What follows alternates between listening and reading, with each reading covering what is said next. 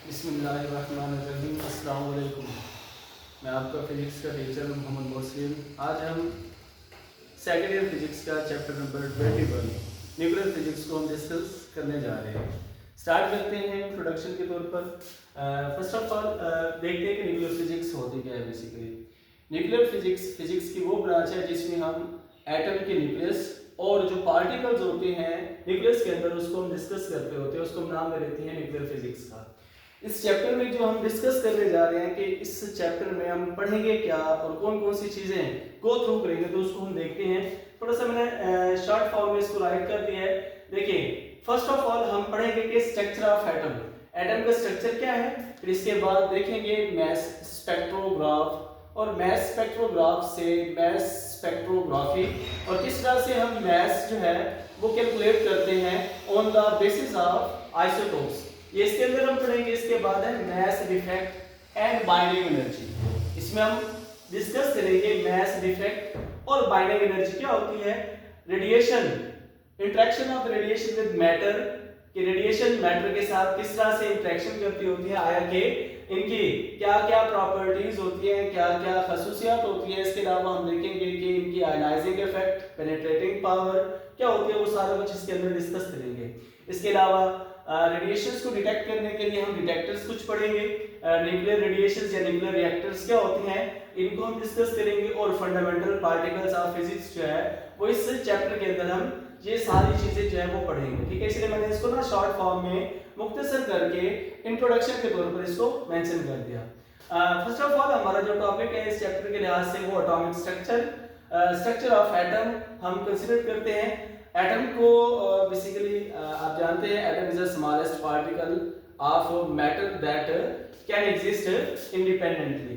First of all basically atom को consider किया जाता था कि इसको हम मजीद डिवाइड नहीं कर सकते, इंडिविजिबल पार्टिकल कंसीडर किया जाता था। लेकिन फिर बाद में रदरफोर्ड ने जब गोल्ड फॉयल एक्सपेरिमेंट किया था तो उसमें ये देखा गया था कि एटम जो है इसका ज्यादातर हिस्सा खाली है। हाँ, सेंट्रल पार्ट जो कि साइज के लिहाज से तो शॉर्ट है, मुख्तसर है, लेकिन उसमें मैस के लिहाज से ये हैवियर पार्ट है। ये रदरफोर्ड ने डिस्कवर किया था और उसको उसने नाम दिया था न्यूक्लियस का। तकरीबन 99.9% जो मैस है इस एटम का वो कंसिस्ट है न्यूक्लियस पर। साइज के लिहाज से छोटा है लेकिन मैस इसका सबसे ज्यादा है। अच्छा, इसमें फिर क्या होता है, हमारे पास मुख्तलिफ शेल्स हैं जिसमें इलेक्ट्रॉन्स जो है वो रिवॉल्व कर रहे हैं। इलेक्ट्रॉन्स नेगेटिवली चार्ज पार्टिकल है, इसके ऊपर नेगेटिव चार्ज होता है। विद इन न्यूक्लियस बाद में डिस्कवर किया गया था कि न्यूट्रॉन और प्रोटॉन न्यूक्लियस के अंदर पाए जाते हैं। और डिस्कवरी ऑफ न्यूट्रॉन की बात करते हैं तो न्यूट्रॉन को जेम्स चैडविक ने डिस्कवर किया था 1932 में। हाँ, इसकी पेशन गोई की थी रदरफोर्ड ने 1920 के अंदर, लेकिन बाद में डिस्कवर किया गया था 1932 के अंदर जेम्स चैडविक ने न्यूट्रॉन को डिस्कवर किया था। इसके मुताबिक न्यूट्रॉन बेसिकली क्या एक न्यूट्रल पार्टिकल है। इसका मैस ऑफ प्रोटॉन, दोनों का मैस तकरीबन इक्वल होता है। दोनों के मैसेज की अगर हम बात करें, देखिए मैस ऑफ इलेक्ट्रॉन की बात करते हैं तो mass of electron is 9.1 multiply by 10 to raise power -31 KG के तौर पर आ जाता है। ये मैस ऑफ इलेक्ट्रॉन है। इलेक्ट्रॉन है क्या, नेगेटिवली चार्ज पार्टिकल, जो कि क्या रखता है, नेगेटिव चार्ज रखता है। ऐसा पार्टिकल पाया जाता है इस एटम के अंदर। फिर नेक्स्ट हम बात करते हैं प्रोटॉन की। Proton is a positively charge particle, ऐसा पार्टिकल है जिस पर पॉजिटिव चार्ज होता है। प्रोटॉन की हम बात करते हैं तो प्रोटॉन का mass 1.67 multiply by 10 raise power -27 KG के तौर पर जाना जाता है। इसके बाद हम बात करते हैं न्यूट्रॉन की। Neutron is a neutral particle, इसके ऊपर कोई चार्ज नहीं होता। और इसका अगर मैस देखें तो मैस तकरीबन मैस ऑफ प्रोटॉन के इक्वल होता है, जो कि 1.67 मल्टीप्लाई बाय 10 रेज़ पावर -27 के तौर पर है। अच्छा, नेक्स्ट अगर हम देखते हैं charge on electron and proton. Charge जो है वो तकरीबन सेम होता है किसका, इलेक्ट्रॉन और प्रोटॉन का, जो कि 1.6 multiply by 10 raise power -19 coulomb के तौर पर आ जाता है। हाँ, अगर हम देखते हैं तो चार्ज और इलेक्ट्रॉन नेगेटिव के तौर पर आ जाएगा, चार्ज और प्रोटॉन यहाँ पे हम पॉजिटिव के तौर पर मेंशन करते हैं, चार्ज दोनों का सेम, लेकिन मैसेज में क्या है, डिफरेंट है। दोनों के मैस का अगर हम देखते हैं तो उनका कंपैरिजन करते हैं, इलेक्ट्रॉन का मैस 1836 टाइम लेसर होता है, या फिर यूं कह लें लाइटर होता है as compare to that of the proton. अगर दूसरे अल्फाज में देखें तो mass of proton is 1836 times greater than heavier than that of the electron. तो ये बेसिकली आपके पास कुछ बेसिक वो चीजें थी जो आपने छोटी क्लासेस में भी पढ़ी हुई है। बाकी हम चलते हैं, इसके ना कुछ डिफाइंस आ जाते हैं, इनको डिस्कस कर लेते हैं। पहले डिफाइन जैसे कि एटॉमिक नंबर को हम डिफाइन करते हैं। एटॉमिक नंबर बेसिकली क्या होता है, total number of protons present in a nucleus. Nucleus के अंदर टोटल नंबर ऑफ प्रोटॉन्स को नाम दे देते हैं एटॉमिक नंबर का। नेक्स्ट बात करते हैं एटॉमिक मास नंबर की। एटॉमिक मास नंबर को देखते हैं तो total number of protons and neutron present in a nucleus are known as atomic mass number. ठीक है, मींस नंबर ऑफ प्रोटॉन्स और न्यूट्रॉन्स को जब हम देखते हैं न्यूक्लियस के अंदर, इनका कॉम्बिनेशन जो होता है वो एटॉमिक मास नंबर के तौर पर जाना जाता है। न्यूट्रॉन नंबर क्या होते हैं, basically total number of neutrons present in a nucleus are known as neutron number. इसका मतलब यह है कि न्यूट्रॉन अगर हम देखते हैं न्यूक्लियस के अंदर जितने भी पाए जाते हैं न्यूट्रॉन, उनको हम न्यूट्रॉन नंबर के तौर पर जानते हैं। न्यूक्लियॉन्स क्या होते हैं, प्रोटॉन्स और न्यूट्रॉन्स की मजमूई तादाद जो होती है उसको हम नाम दे देते होते हैं न्यूक्लियॉन्स का। अगर हम एटॉमिक नंबर फार्मूला देखना चाहते हो तो atomic number formula A = Z + n के तौर पर आ जाता है। Z एटॉमिक नंबर के तौर पर आ जाता है, n नंबर ऑफ न्यूट्रॉन के तौर पर, और A एटॉमिक मास नंबर के तौर पर आ जाता है। अगर हम इनमें से नंबर ऑफ न्यूट्रॉन को कैलकुलेट करना चाहते हैं तो इजीली हम नंबर ऑफ न्यूट्रॉन्स कैलकुलेट कर सकते हैं। अगर Z को दूसरी तरफ ले जाए Z को, तो n = A - Z के तौर पर आ जाता है। ठीक है, अगर हम किसी एटम को रिप्रेजेंट करना चाहते हैं तो हम इसके लिए अल्फाबेटिक वर्ड यूज करते होते हैं, x y भी यूज करते होते हैं, लेकिन आम नोटेशन के तौर पर आप क्या करते होते हैं, as a fundamental x use करते होते हैं। तो देखिए इसमें एटॉमिक मास नंबर को अपर साइड पे और एटॉमिक नंबर को लोअर साइड पे रिप्रेजेंट करते होते हैं। तो किसी एटम को आप सिंबॉलिकली ऐसे रिप्रेजेंट करते हैं। अगर आप किसी भी एटम के नंबर ऑफ न्यूट्रॉन की बात करना चाहते हैं, निकालना चाहते हैं, तो सपोज करते हैं हमारे पास एक एटम है जिसके atomic number 13, atomic mass number 13 और एटॉमिक नंबर 6 है। तो आप इस फार्मूला से कंपैरिजन करके इजीली कैलकुलेट कर सकते हैं कि इसमें नंबर ऑफ न्यूट्रॉन्स कितने होंगे। नंबर ऑफ न्यूट्रॉन्स कैसे निकालेंगे, देखिए एटॉमिक नंबर है 13, sorry atomic mass number 13, atomic number है 6, माइनस करेंगे तो 7 नंबर ऑफ न्यूट्रॉन्स आ जाएंगे। मींस इस एटम में नंबर ऑफ न्यूट्रॉन्स की तादाद कितनी है, 7 है।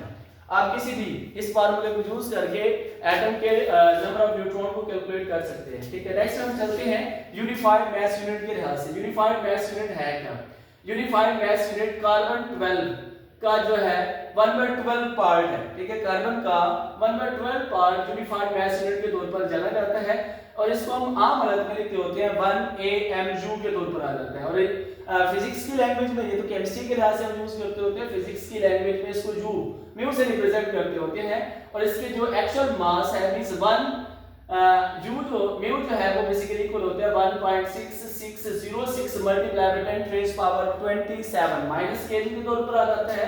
और इसको एनर्जी की फॉर्म में देखेंगे तो ये 931 मेगा इलेक्ट्रॉन वोल्ट के तौर पर एनर्जी प्रोवाइड करता होता है।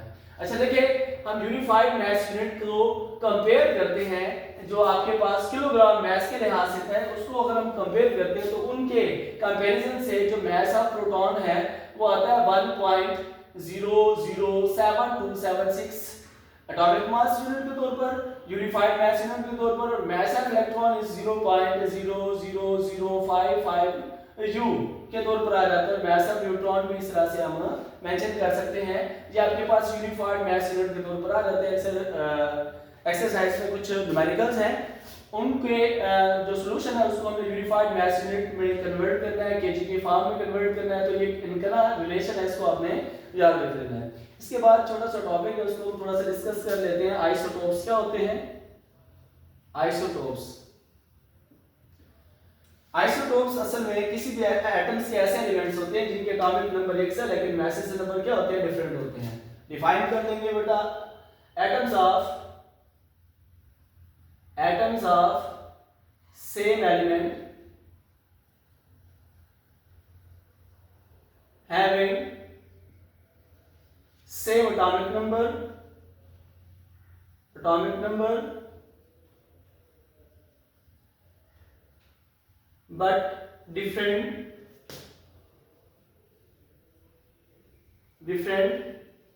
masses number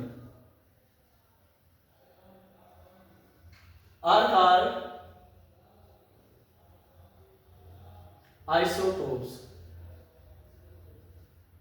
Atoms of same elements having same atomic number but different masses number are called isotopes. किसी भी एटम्स के ऐसे एलिमेंट जिनके एटॉमिक नंबर यकसा लेकिन मैसेज नंबर मुख्तलिफ हो उसको हम नाम दे देते होते हैं आइसोटोप्स का। अगर हम देखते हैं यहाँ पे इसकी एग्जांपल के आप किसी एटम्स के एलिमेंट्स को हम देख रहे हैं तो उसके एटॉमिक नंबर कैसे यकसा और मैसेज नंबर कैसे डिफरेंट हो सकते हैं। तो इसकी एग्जांपल लेते हैं। हमारे पास जो सिंपलेस्ट एटम है वो हाइड्रोजन है। हाइड्रोजन के 3 आइसोटोप्स होते हैं। इसको प्रोटियम का नाम दे देते होते हैं। प्रोटियम H11 मींस इसका एटॉमिक नंबर 1 है, एटॉमिक मास नंबर भी 1 है, नंबर ऑफ न्यूट्रॉन्स इसमें 0 है। H12 अब देखिए इसमें atomic number 1, atomic mass number 2 और नंबर ऑफ न्यूट्रॉन्स इसमें 1 आ जाएगा। ठीक है, इसको हम ड्यूट्रियम का नाम दे देते होते हैं, ड्यूट्रियम। इसके बाद आ जाता है H13, इसको हम ट्राइट्रियम का नाम दे देते हैं, ट्राइट्रियम। इसमें एटॉमिक नंबर सेम है, एटॉमिक मास नंबर 3 है और नंबर ऑफ न्यूट्रॉन्स कितने हो जाते हैं इसके 2 हो जाते हैं। देखिए अगर हम इसमें देखिए आइसोटोप्स क्या है, same atomic number different message number. ठीक है, ये याद रखेंगे। इसी तरह से नियोन के 3 आइसोटोप्स हैं। यूरेनियम की बात करते हैं, यूरेनियम के 2 आइसोटोप्स हैं।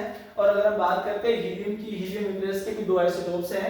हीलियम में हम देखते हैं 2, 3 और हीलियम 2, 4 आपके पास आ जाते हैं। इसमें नंबर ऑफ न्यूट्रॉन 1 और इसमें नंबर ऑफ न्यूट्रॉन 2 आ जाते हैं। तो ये बेसिकली आपके पास आ गया आइसोटोप्स।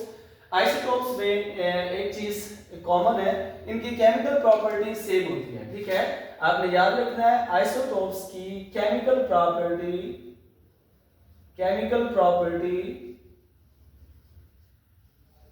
सेम होती है।